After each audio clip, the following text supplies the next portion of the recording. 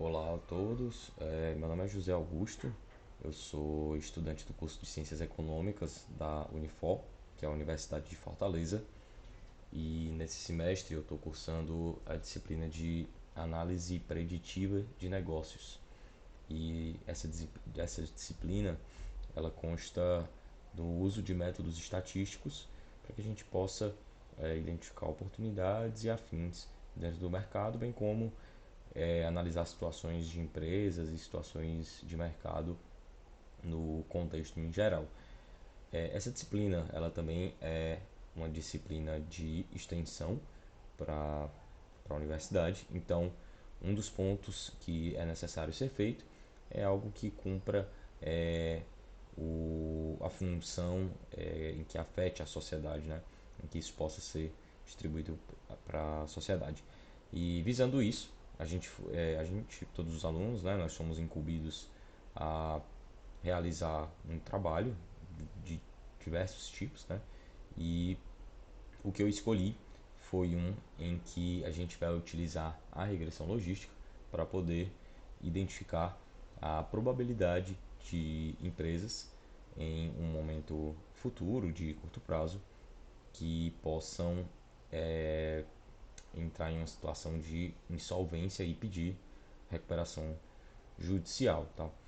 Bom, para isso a gente utilizou uma base de dados que fornece a informações financeiras, né, sobre a companhia, o que vai permitir com que a gente, em um segundo momento, calcule alguns indicadores e a partir desses indicadores a gente vai utilizar em uma base de dados informações de empresas que entraram com pedido de recuperação judicial e também vai ter informações referentes a empresas que estão em uma condição saudável, tá?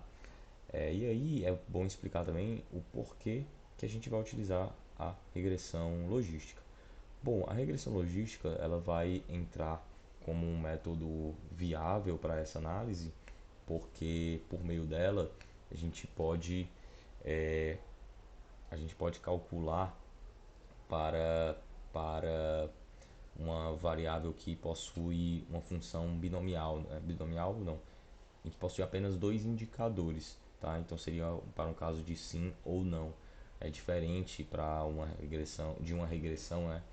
Que ela varia à medida que que um segundo valor varia, tá? Então não é uma comparação em que um sobe 10 e outro sobe um ou 2 ou algo do tipo, tá?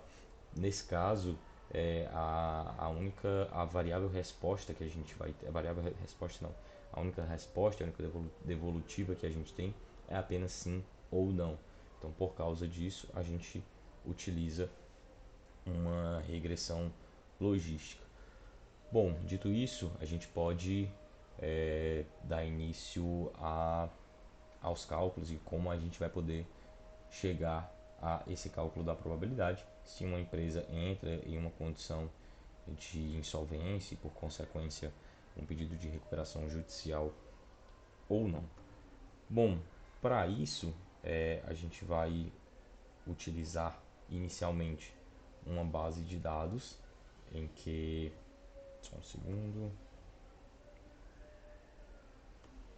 A gente vai utilizar uma base de dados que nos permite ter informações financeiras sobre essa companhia, certo? E bom, aqui está ela. Deixa eu diminuir aqui um pouquinho a tamanho da coluna. Bom, essa coluna ela está trazendo para a gente o código CVM que pertence a cada companhia, o nome da companhia, ano de referência desses ativos, um ID de busca para que a gente possa cruzar as informações com outra base de dados. E aqui vai ter algumas informações que estão principalmente aí dentro do, dos dados contábeis da companhia. Aqui já é um indicador, né, de lucro ou prejuízo, o resultado antes dos resultados financeiros dos tributos, né? Esse é o EBIT da Lagida e outras informações financeiras aqui, principalmente que estão atreladas ao balanço patrimonial. Tá? Então, qual que é a grande intenção da gente ter essas informações? É que Por meio dela, a gente vai poder construir uma base de indicadores, tá? Que é o que traz essa outra planilha de Excel, tá? Então aqui a gente vai ter também o código CVM, que coincide com o que vimos anteriormente, né, na outra planilha, o ano de referência, em que a gente vai poder cruzar essas informações, e a situação da empresa, tá? Se é uma situação de uma empresa que teve algum problema no período, ou se é uma empresa saudável, tá? E, e esse ano de referência, né, ele também tá, ele se refere ao ano em que nós temos os dados financeiros dessa empresa, certo? Então, para isso, então com isso, né, com o ano de referência e o código CVM, a gente consegue identificar as informações financeiras que foram retiradas dos resultados financeiros da companhia da outra planilha e podemos trazer eles para cá, tá? Então, o primeiro passo, ter as informações financeiras e com base nessas informações financeiras, a gente vai conseguir construir outros, a gente vai poder construir, né, indicadores financeiros para que a gente possa chegar a esse resultado que a gente almeja. Bom, para indicadores principais, né, que a gente que a gente tem, não, aqui eu só fiz trazer, né, as informações, não, beleza. Bom, a gente tinha na outra planilha uma gama, né, de dados contábeis. Aqui, o primeiro passo que eu fiz foi só trazer as informações da outra planilha para essas empresas em específico, tá? Então, primeiro eu trouxe os indicadores que tinham na outra planilha para essa planilha apenas referente a essas empresas que vão ser a nossa amostra, certo? E depois disso, né, a gente vai trazer para essa outra planilha e o vai trazer não, a gente vai utilizar nessa segunda aba, né, na segunda planilha, as informações da aba anterior, que é essa de preenchimento de dados, de tal forma que a gente possa chegar a ter indicadores financeiros que possam ou não ser relevantes para esse cálculo. E dentro desses indicadores a gente está tratando sobre indicadores de liquidez, indicadores de endividamento, indicadores de retorno e o tamanho da companhia, tá? Tamanho, indicadores de retorno, endividamento e liquidez. Então, beleza. O que a gente está fazendo? Bom, para cada formulazinha, para cada indicador, né, existe a sua fórmula. E o que foi feito é, com base nas informações financeiras e contábil, né, que a gente tem aqui, que a gente trouxe para essa aba preenchimento dos dados, a gente vai utilizar ela para fazer o cálculo das fórmulas que nos trazem os indicadores das variáveis, tá? Então, o primeiro passo, ter os dados financeiros, atrelar esses dados à nossa amostra, tá? Então, eu tinha a população, era uma porrada de informação, né? Uma quantidade bem vasta, né, de informações, e organizei e trouxe elas para uma amostra. Dentro dessa amostra, eu utilizei, dentro dessa amostra eu trouxe as informações, em seguida eu utilizei uma nova aba para poder fazer o cálculo dos indicadores, e a partir do momento que eu tenho esses indicadores, a gente pode buscar encontrar a gente pode buscar entender o que a gente pode fazer e como que a gente pode chegar ao entendimento ao entendimento não, como que a gente pode culminar com o resultado probabilístico de a possibilidade de uma empresa vir a pedir a recuperação judicial ou não no ano subsequente. Perfeito? Bom, vamos lá. Agora que a gente tem essas informações organizadas, né, já nessa aba, a gente vai poder primeiro exportar, né? O primeiro passo é exportar essa aba de Excel para um CSV, para que a gente possa levar essas informações para o R e lá dentro do R conseguir fazer os cálculos devidos para isso, perfeito? Então, pressupondo que deixa eu voltar aqui. Bom, essa aqui, tá? Essa planilha é a que a gente vai dessa aba, né, de cálculo das variáveis que a gente vai salvar em CSV para poder levar lá para o R. Ok, então vamos para o R agora. Aqui já está todo o código, ele já está organizado, já está bonitinho, mas eu vou explicar o passo a passo e o que a gente faz. Bom, inicialmente a gente vai poder fazer a leitura dos dados que estão em CSV, que é esse que eu trouxe aqui como BD caso, tá? Que eu estou associando essa BD caso à informação que a gente vai ler, que é a BD caso 1, que só muda isso. E bom, a gente vai ler esse arquivo em CSV, que é por meio dessa fórmula read CSV2, e aqui a gente traz o nome do arquivo entre aspas e com o ponto CSV, e junto disso informar a forma desse ativo, tá? Então esse latim 1 ele é utilizado tanto para poder o R reconhecer o tio, o C cedilha e informações assim, que é algo mais característico da nossa língua, bem como identificar e trocar os dados numéricos da vírgula para o ponto ou do ponto para a vírgula, né, dependendo da forma que vai ser feita, para o R poder entender essas informações que a gente tá utilizando. Bom, vamos voltar. Primeiro a gente vai ler essa planilha, esse CSV, tá? Então ele vai trazer aqui a base de dados que a gente leu. Depois de ler essa base de dados, o que a gente precisa fazer é fixar a primeira linha como cabeçalho, que apesar de parecer que está aqui como cabeçalho, ainda assim não está fixado, o que pode nos atrapalhar mais à frente, se isso não for feito nos testes que vamos realizar.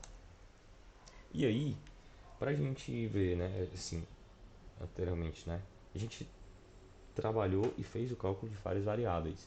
Porém, para fazer a regressão logística, a gente precisa entender se todas aquelas variáveis que foram apresentadas elas condizem com o resultado que a gente espera, certo? Então, o que é isso na prática?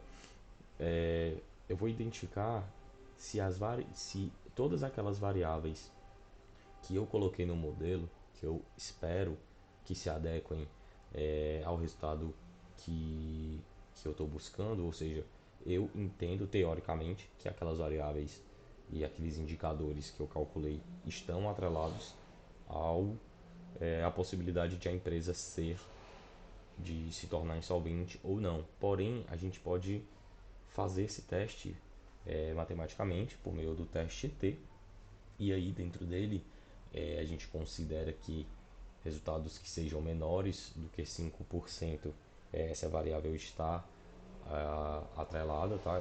Está atrelada a esse resultado, então a gente pode usar ela para o nosso cálculo, ou se esse valor for acima de 5%, significa que essa variável não está atrelada ao resultado que a gente espera, que é de saber se a empresa entrou em situação de insolvência ou não, tá? Então esse é o teste de hipótese que a gente faz para poder para poder identificar se a variável entra ou não.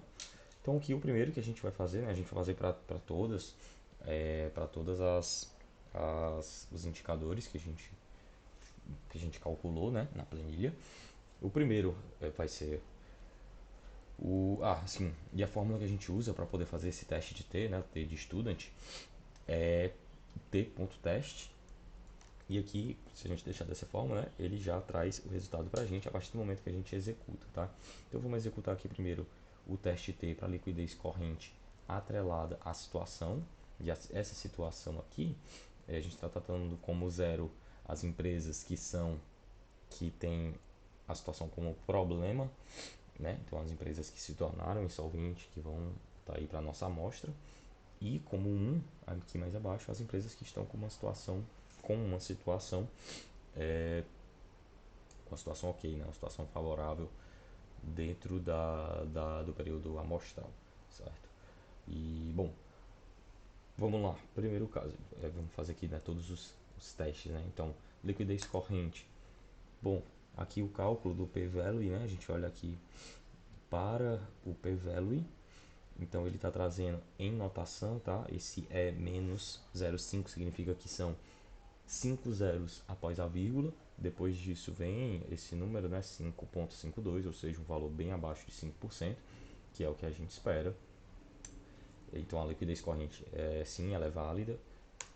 Para a liquidez imediata, o resultado foi 0,0039, ou seja, foi 0,39%, então abaixo dos mesmos 5% que eu tinha mencionado anteriormente, que é o que a gente quer. Para a liquidez geral, o resultado também foi bem abaixo de 0%, foi aí 0, arredondando a 0,08%.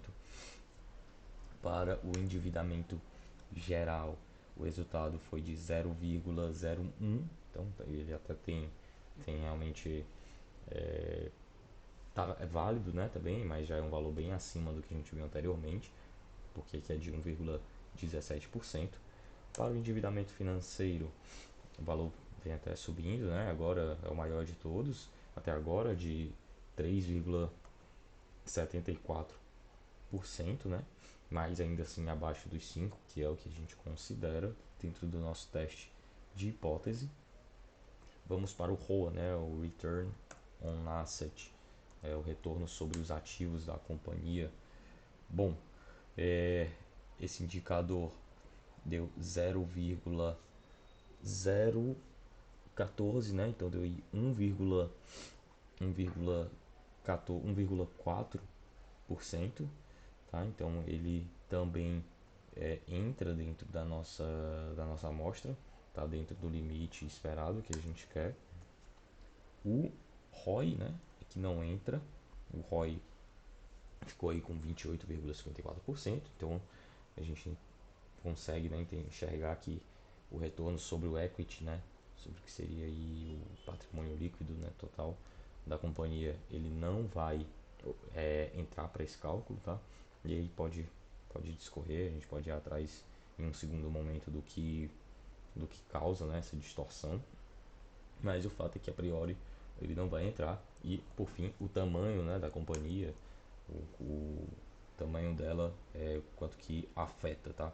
Então aqui para esse caso o p-value foi de 0,63%, então ele também entra. Bom, de todos os indicadores que a gente fez o cálculo lá na planilha, a gente pode concluir que apenas um não vai entrar, né? Que é o ROI, e todos os outros vão entrar. Com isso, dentro do R, a gente vai precisar, né, para poder fazer o cálculo da equação, da equação não, desculpa, da regressão logística, a gente vai primeiro atrelar a situação da companhia a cada um desses indicadores que a gente vai fazer o cálculo, para depois incluir em uma variável para poder fazer o cálculo dessa variável.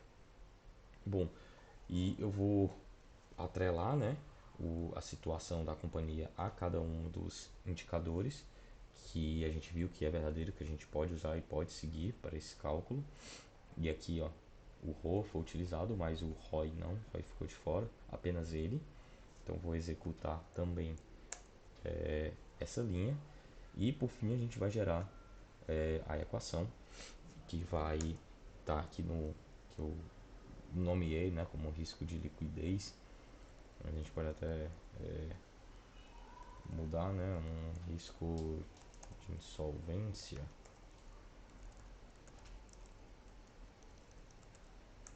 Mudar aqui para risco de insolvência da companhia. Opa, não, deixa eu arquivar assim. Comprar risco de insolvência, tá? Bom, primeiro, a partir do momento que eu atrelei essa variável, eu posso usar a fórmula GLM, né? Que é do inglês, né? De regressão logística. E aí eu vou informar inicialmente a variável que vão estar esse dado, que vão estar essas informações, né? A fonte de dados, que no caso é aqui essa BD caso, que foi a que a gente importou lá no início. E por fim vou informar que a família é binomial, afinal os casos estão como zero para os que são para os casos que são negativos, né, para as empresas que entraram em uma situação que pediram recuperação judicial, e um para as empresas que estão saudáveis, tá? Então, atrelei já, a gente consegue ver aqui embaixo. E por fim, vamos ver, né? Opa, risco insolvência. Pronto.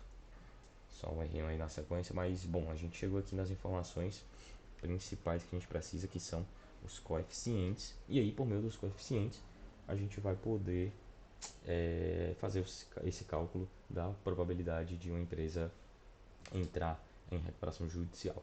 As informações aqui não estão muito bonitas dentro do R, então é viável voltar para a planilha do caso, tá? Bom, aqui nessa planilha de caso, eu trouxe na última aba as informações para fazer o cálculo da situação das empresas em que estão em situação saudável, tá? Então, no fim das contas, bem simples. Eu só peguei as empresas restantes da amostra. Então, todas essas que estão até a linha 44, né, da 2 a 44, são empresas que estão com a situação problema e a restante com a situação saudável. Então, vou pegar essas empresas que estão com uma situação saudável e vou calcular a probabilidade delas entrarem com pedido de recuperação judicial, insolvência no mês, no ano, né, subsequente. Aqueles parâmetros que eu informei que não estavam muito adequados para a gente olhar lá no R, eles estão aí do lado, né, nessa nessa nessa grade, né, nessa matriz, nessa tabela, tá aí, que está aqui ao lado, tá? Então, um intercepto negativo, o intercepto vai ser o valor numérico independente, tá? Então ele vai se repetir para cada um das, das para cada um dos índices, né, que a gente vai calcular. E os outros indicadores ele vai surgir do produto entre a liquidez corrente nesse caso da Raizen, vezes a liquidez, o indicador que a gente teve calculado lá do R, tá? Então a gente vai fazer o produto de cada uma dessas informações e aí a gente vai conseguir, e por fim, né, depois de fazer o produto entre o indicador da companhia e o índice que a gente calculou no R, a gente vai poder fazer o somatório dessas informações. Eu até deixei aqui oculto, né? Então, ó, não fiz nada mais do que isso, tá? Então eu trouxe as informações dessa aba e multipliquei pelo intercepto e no fim das contas fiz o somatório dessa linha, né, de informações com o intercepto, tá? Então por meio disso a gente vai chegar no índice.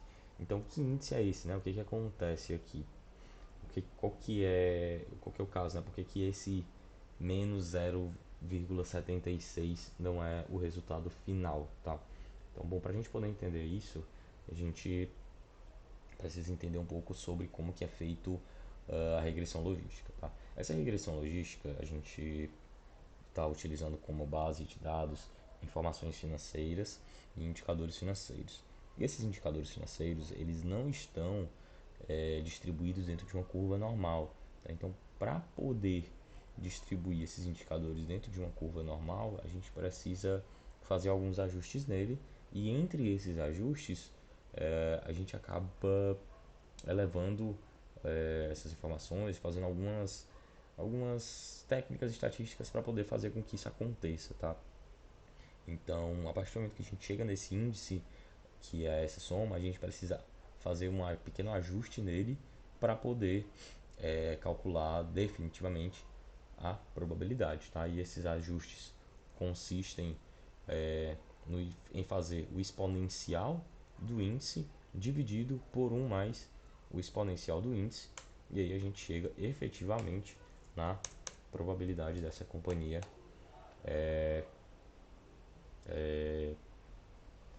ter problemas financeiros num ano subsequente.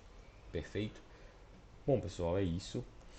Esse, essa foi a conclusão do meu trabalho, né, realizado para a disciplina de análise preditiva de negócios, análise preditivas de negócio, que tem aí uma função de extensão, então, um trabalho de extensão, uma cadeira de extensão, e essa é a minha contribuição, que espero ter ajudado, ter contribuído e ter me saído bem ao longo desse período, né? Afinal, esse é o resultado, é a conclusão do, do meu trabalho, tá? Então, tudo de bom e até mais.